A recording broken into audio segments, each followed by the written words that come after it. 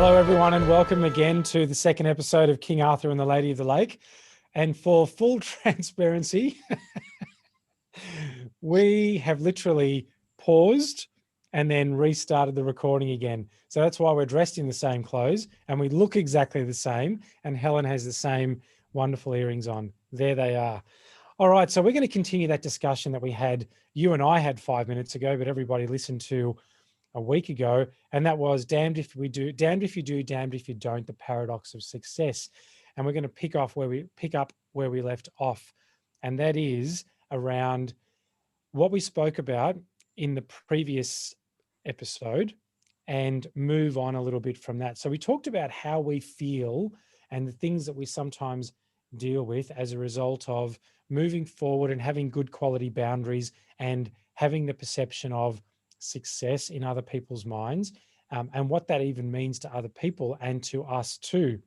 And so where we left off with that is I wanted to speak into the archetypes, because you brought up the lover archetype. And you said that you embody the lover archetype more than anything else in your interactions with people, which I think is beautiful. And I probably embody, what I've learned about myself is that I think my approach is more around the magician archetype. And I'll explain that a little bit more, because I have this perspective that the magician archetype and the magician archetype is all about manifestation and creation, right? And so I'm a big believer in the fact that we are the architect, the magician of our own reality, of our own creation of life, right? And so when I think about the magician, I think the magician has the leadership abilities of the king, can step into battle as the warrior, and can also be very nurturing and loving of other people too. But what the magician brings that the other ones don't always is this real wisdom of discernment, to know which one to step into and when that's appropriate. And when we talk about this subject of damned if you do, damned if you don't, I love the archetype of the magician, because the magician really understands how to approach most situations with an attitude of discernment, when to bring out the lover, when to bring out the warrior, when to bring out the king, and when to just be in total creation mode. What do you think about that? Yeah, and I actually, my brand is based around, the ruler, the lover, and the magician. Because for me as well, I believe that there's a way to hold yourself in any disagreement. So for me, that's the ruler, that kind of, stature of holding yourself through the damned if you do, damned if you don't. You have to stand solidly and proudly in that, even though it is kind of hurtful and is disruptive and is constant cause for reflection. And within that, I fall into that love perspective of like, well, maybe I'm here to get you to have that conversation. And also in turn, I have done it the opposite, that I've projected onto somebody else, and then I've had to go, oh my God. And then I've had to go back to that person and say, you know what, that was actually something I've been holding for ages, and I can see where that fully spilled out on you. And I'm so sorry that that's what's happened. So it's gone both ways, that when I've been pushed because I'm moving in a certain direction and I'm getting all of this, I then put it onto some unsuspecting person because I've tarred them with the same brush, so to speak, and I've had to then reflect back. And so that's where the magician comes in for me, the kind of constant development of magic. So that, that this comes, you stand in your kind of, own proud position, and it's a statuesque kind of way of being, that there's a breath before there's action, that there's responsibility, that there's true reflection.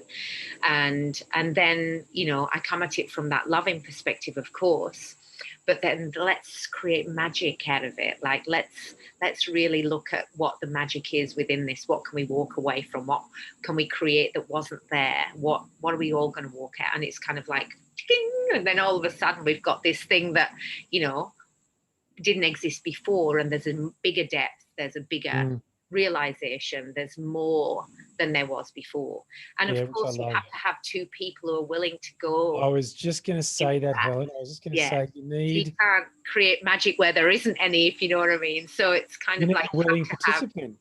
the other person has to believe in magic. They Yeah, have to be open to believe in magic, which is a magic for me is the openness to think that there may just be another way, and yeah, that's the magic. But yeah, you have to have somebody who's a willing participant. absolutely. But if you can get past yourself, there is magic in these conversations, the Mm, mm, difficult, uncomfortable conversations. yeah. Mm, Without people expecting us to pull out magic wands and wave them around with magic, what we're really talking about here is the ability for us to step into and embody that magician within us all, which is about having a co-created experience with somebody else, or creating our own experience within our own journey.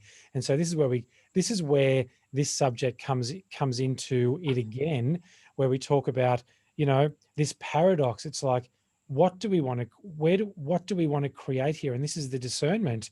It's like we've got this person in our sphere that is acting and behaving in a way that where we know that they're projecting. They may understand that they are or not, who knows. And then there's that magician coming in, that magician energy coming in and going, what do I want to create here?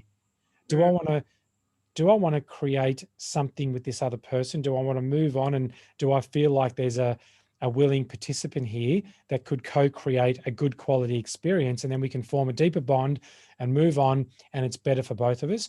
Or do I need to step into this place of honoring my boundaries and having discernment around the fact or my perception that this person may not be a willing participant, and I could just be wasting a whole heap of time and energy mm, on maintaining this relationship or having these discussions or holding space, creating this container with someone who really just doesn't want to be there, but just feels obligated or wants the opportunity to continue to project and not take responsibility.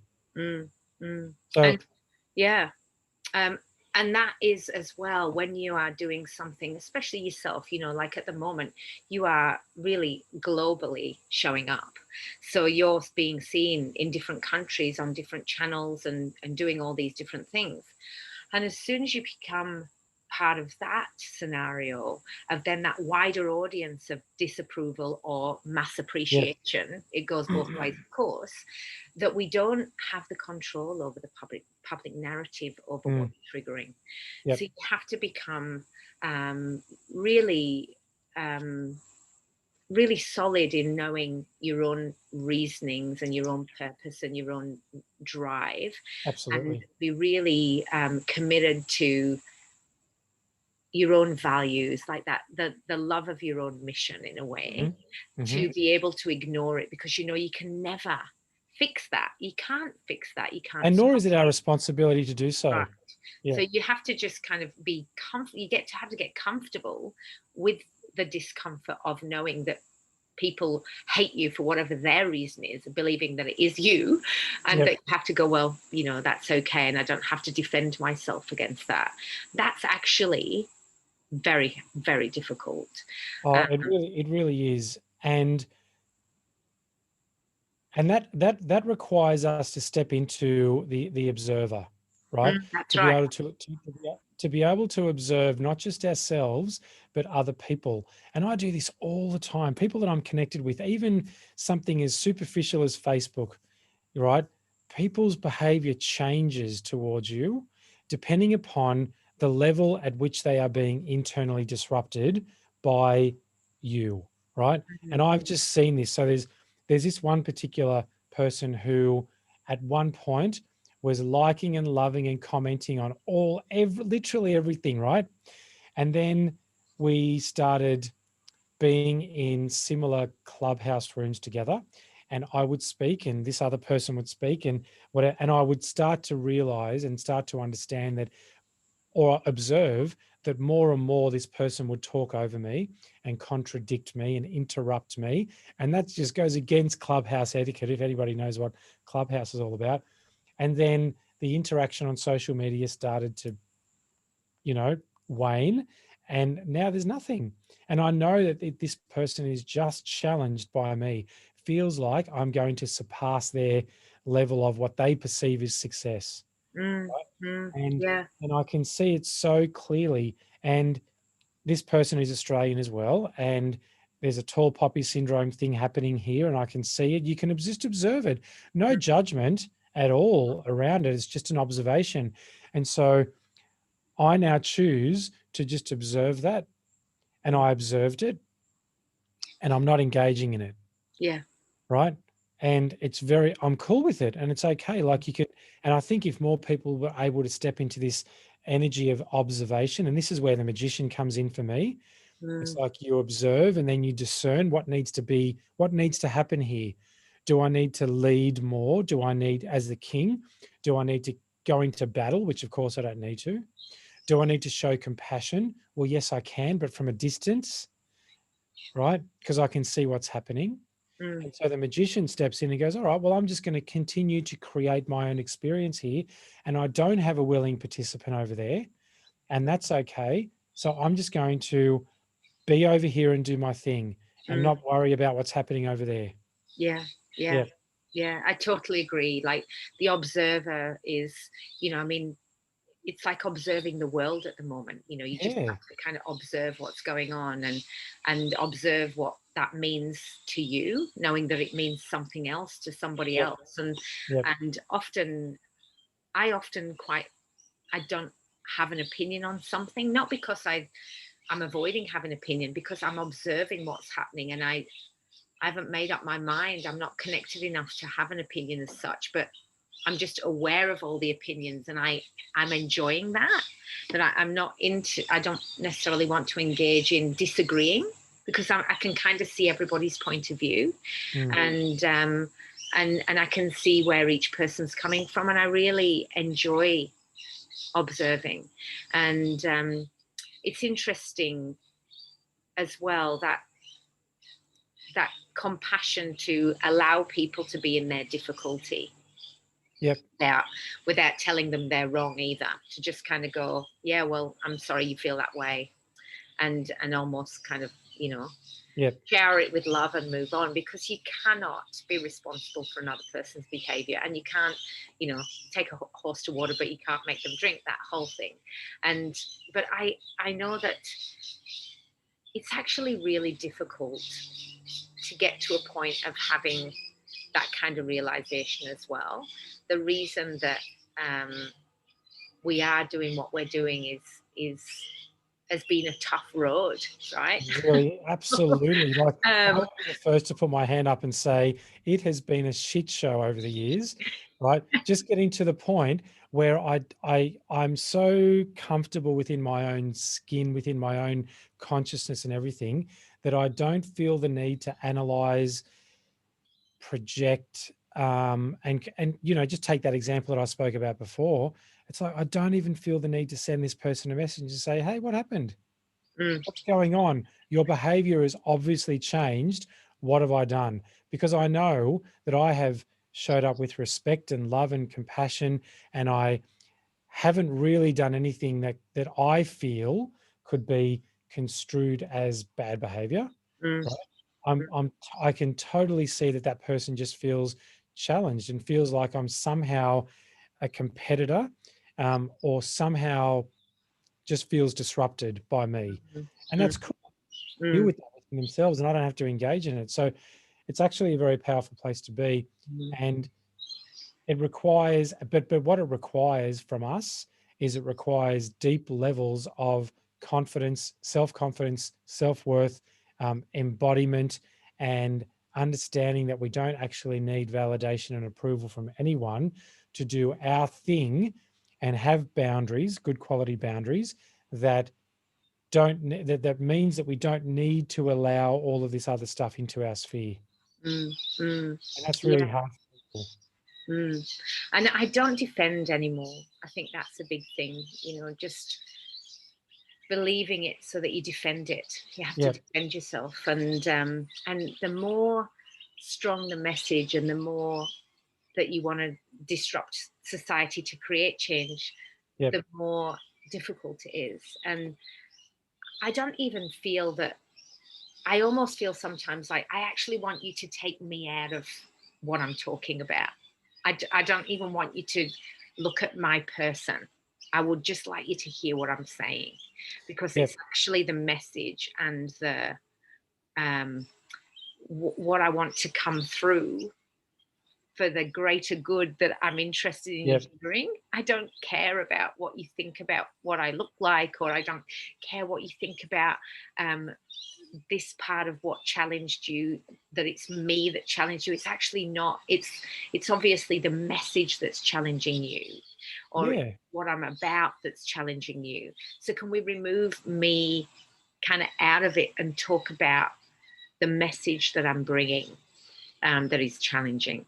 Yeah. And what's frustrating in that, because that's the conversation that changes the world. It's like, Correct. well, when you said that, that is, about this particular thing, I felt this and this. All the other stuff that's personal, when you do that, it makes me feel this, or what, that's almost irrelevant to what I'm trying to do. Do you know what I mean? Absolutely. And really, I would even go further and say it's not almost irrelevant, it's entirely irrelevant, because when we start to develop deeper levels of self-awareness, we totally understand and get the fact that nobody can make us feel a certain way. Nobody can, there's not one person in the world right now that could do something that I would go, "Oh, why would you do that to me?" You know, why would you feel that way about me? Because I'm very aware of the fact that if I'm just doing good work and I'm being a good person and I'm approaching things with good intention, love, and compassion, then if somebody else feels challenged by that, then I'm very comfortable within myself. And this might sound arrogant, but I'm very comfortable in myself that that's something that they could choose to deal with within them. Because I know that when I feel triggered by someone, I hate that word, but when I feel triggered by someone, or when I feel something within me stir as a result of something that I read or see or hear, for me, that's feedback that there's something left unattended within my own consciousness that I need to attend to, right? Mm, And then I go off and I attend to it, and I do it quickly and I do it fully, and that thing won't ever affect me again. mm, And mm, so I think if a lot more people did that, we would probably live in a much more peaceful world and have much more connected, reciprocal relationships. mm, mm. Yeah, it's easier to pick up on, the little things that are really difficult, rather than dealing with the overall enormity of Yeah. the problem. You know, Yep. Yep. it's much easier. Mm, mm, Yep. I yeah. think this has been another good discussion, Helen. Mm. Yeah, So it's so interesting, that one, and it was challenging for me at times, even this conversation, you know, um, almost like that part of me that still struggles with kind of calling out behavior, because it isn't the good girl thing to do. It isn't happy. It isn't keeping the peace, and that training is hard to get past. yep, But you have to really create that strength to be able to say, actually, no, I'm not gonna put up with that in my world, because we're all just doing the best that we can with what we're trying to do, and totally. overall, it's we're coming from a place where we want to see real, solid, beautiful change, Yep. and so all the rest of this other stuff is like, it's just an annoyance in a It way. can, it, It's it can periphery. definitely be. Yeah, And yeah, sometimes we don't even have to make a point of saying, you know what, that's wrong, or I'm not going to accept that into my sphere, right? yeah, Sometimes we don't even have to make a point of even saying that. mm, Sometimes the most powerful message is simply silence. And yeah, it's like, and we just stand, you said this, you hold yourself in your own power. You said this before. You just hold yourself in your own power, right? mm, And allow other people to behave and think and feel how they choose to behave, think, and feel. yeah, And we don't have to buy into it in any way, shape, or form. We just continue following the path, doing our thing, and moving forward. And I think, mm, really, if I were to summarize our whole discussion, this episode and the previous one around our subject, damned if you do, damned if you don't, the paradox of success. I might say, I don't feel damned at all. mm, I really feel like if I'm doing my thing to the best of my ability with love and a positive mission to bring about change in the world, then if people interpret that in whatever way they feel that they think that they need, or think that they need to, then that's none of my business. mm. Yeah, yeah, yeah. Perfection. Yeah, And yeah. I can honestly say I don't feel damned either way. I Mm, would feel damned if I compromised myself to such a deep level where I paid attention to all of that stuff so much that it somehow diverted me from my mission. yeah. Then I would feel damned. And that's what I refuse to do as well. I refuse Exactly. to have that happen. Yep. And so yeah, you just get to a point where it's that observation point. You go, Yep. yeah, I can see that, and I'm just gonna keep doing this then. So And it's a really good discussion for us to have had over these couple of episodes, because you and I are experiencing this exact thing right now.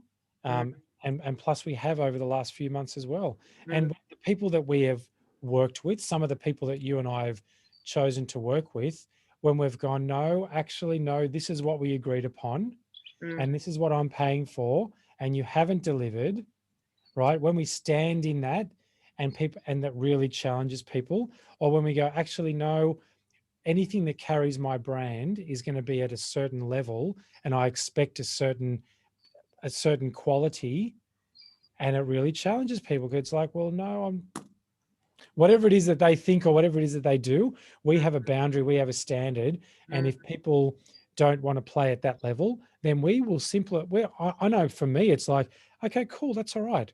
So mm, I'll just move on and find yeah, someone that does want to mm, play with me at that level, yeah, right? yeah, And people don't like that, and so it's a very powerful discussion because it goes beyond success. It goes beyond anything that's associated with success, and it comes down to self-respect, self-worth, boundaries, and the purpose that we have for our lives, and how deeply we are willing to, for me, to thrust my sword into the ground, and go, thrust my sword into the ground and go, no, this is my stance, mm, and this mm, is what I believe in, and this is how I'm going to move forward. And if you want to join my army, if you want to join my posse, then and you're all in, then absolutely you can mm. do so. But if you're not, then that's okay. Yeah, yeah, yeah. And I have this discussion with other people as well, like other people who've gone through it and they're incredibly successful. And because they're incredibly successful, they want the success for you. Yeah, So, you end up attracting people who are like so thrilled about the success that you're having. And Americans are really good at this. they Americans really are. encouragement and like, that's Yes, amazing, oh my god, whether they're successful or not, they just think it's all wonderful. They are magicians, they love the magic, yeah, and they're yeah, not threatened by it. But yeah, so it's interesting. It just says a lot about the person rather than your actual mission and what you're here to do. So it's, totally. yeah, it is, it's quite the path, right? Yeah, Mm, it really is. mm. Well, Helen, thank you for another insightful discussion. I really have enjoyed the last two episodes that we've done, all of them. But these first two episodes of the first season of 2021, They are. amazing. Mm. Awesome. I think Thanks, a break was everyone. good for us, wasn't it? And I think we're going to talk about family dynamics next, aren't we? We're talking about family dynamics. Yes, we Yeah, are. We yeah. were going to talk about family dynamics last episode, but we thought because we're both of us are going through this stuff right now, it might be good to speak into it Mm, mm, from the place that we're in right now. And the family dynamics episode, which is the third episode, which we will actually record next week in real time, that's going to really be around, because people have had an experience over the last month or two mm, around Christmas and New Year and being connected with families, and there's a lot of obligation, isn't there? mm. Where we go, well, so and so is having Christmas over their place, and they're doing New Year's, and what are we going to do, and where are we going to go, and who do we want to hang out with, and what resentments do I have to get over, and what Yeah. obligation and responsibility do I feel? And that plays out in the whole Mm, family. and we And what pass. role do I play? What And role what do role I do I play in play this? in that? So then you go out of your normal life and you role play a completely different character in your family, Yep, and if you change who you are in that dynamic of the family, the whole family dynamic changes, and whether correct. you can actually handle the change that your kind of strength is going to create. And as well, there's been COVID. People have been pushed together as Oh family yeah. over the past year, and Yep. overseas at the moment, of course, there's still lockdowns, constant lockdowns. The UK and Mm, of course America's facing more lockdowns now, and Europe's in lockdown. So yep. it's been the year of really looking at the shadow of family. Mm, Really, definitely, definitely. And when we show up from a place of obligation, are we being disingenuine?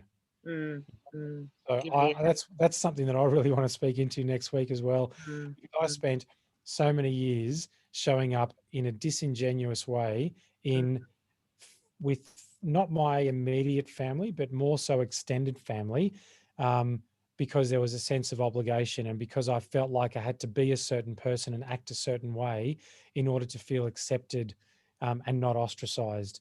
So, mm, and I know that that's not that I didn't have a unique experience in that. mm, I know that many people have that. So we won't talk into it too deeply now because I'm mm. looking forward to next week and it's going to be good. So thank you everybody for joining Helen and I. This has been a big discussion. We'd love to hear from you, your perspectives and your comments and your feedback around what we spoke about on this particular two-part episode around damned if you do, damned if you don't, the paradox of success. And share with us your experience and what you took away from our chat over the last couple of weeks. So Mm. thank you again for joining us, and we'll see you next week for Family Dynamics. Awesome. Thanks, everyone. Thank you.